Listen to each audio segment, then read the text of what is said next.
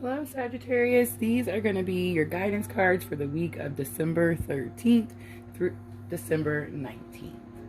All right, I saved Sagittarius for last just because we have that new moon in Sagittarius come in, the solar eclipse in Sagittarius, and we have that conjunction with Saturn and Jupiter coming into the Aquarius.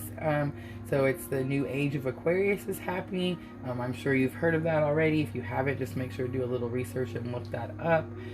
You do have research and looking things up in your guidance too, so that was kind of funny. But you'll notice the cards are already laid out this week. Last week we shuffled. We're kind of voting down in the comments. Just let me know, shuffle, don't shuffle, and then I'm just going to try to go through, tally them up, and we'll set a routine. But let's get started, Sagittarius. So energy of the week, you got the Fool. So the Fool is where you're starting on your journey, right? And we're all at the end. We just completed these huge life cycles with that new moon in Scorpio and then that lunar eclipse in Gemini.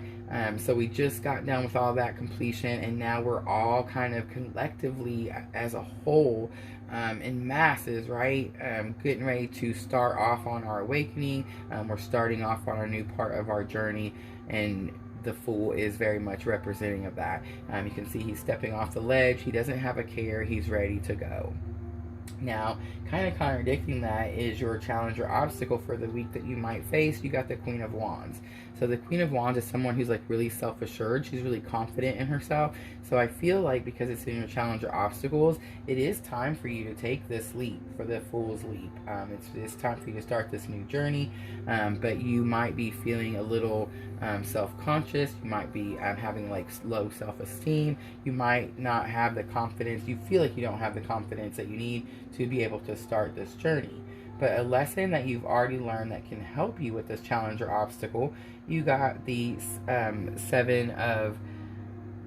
the Hangman. Have mercy. So the Hangman is all about deliberating. It's all about like taking a pause. You're just going to hang out. You're going to sit here. You're going to look at all the options and you're going to try to figure it out, right? Well, this is in your lessons already learned. So you've already done this. So you need to be able to like trust yourself and understand that the things that the research you've already done, the things you've already looked up, the lessons that you've already learned from this, from this old part of your journey is done, and it is time now to move on to this new part of your journey. And in order to do that, you're gonna have to build this confidence, right? As the outcome for the week, you do have the Five of Swords, and the Five of Swords is about like kind of having the upper hand in a situation, but it is about people arguing. You see that they're arguing here, and they're kind of there's two people walking away. They've laid their swords down, but you do end up walking away with 3 swords. So it does mean that you have the upper hand. So whatever the situation is where you're lacking this confidence to be able to start this journey, at the end of the week, you're going to have the upper hand. And then your bottom of the deck energy from my Dreams of Gaia Tarot that I pull your guidance from cards from, you got the 6 of Air for your bottom of the deck energy, and then you got the 8 of Fire for your guidance card. And the 6 of Air, I just want to read a couple keywords real quick. So the 6 of Air is about solutions, comparisons, compromise, open-minded. It's about having an epiphany. You see, like she has this something happens that causes her to have this great understanding, and it just clears all the blockages, and the light just shines right through, right? So I do feel like it's some sort of epiphany that you're having this week. It does say it's a time of research and investigation. Weigh your pros and cons. And then it does say step into your personal power in a moment of epiphany.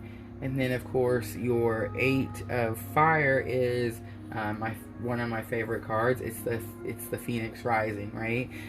So that's exactly what's happening to all of us, right? We all are kind of joining this great awakening together, and we're kind of all rising and ascending together, and that's very much what your guidance card is. And it talks about action and change and transformation, and how it's a time to act. It's a time to give something a new purpose, and it's a renewed sense of purpose. And it does say do not be lazy.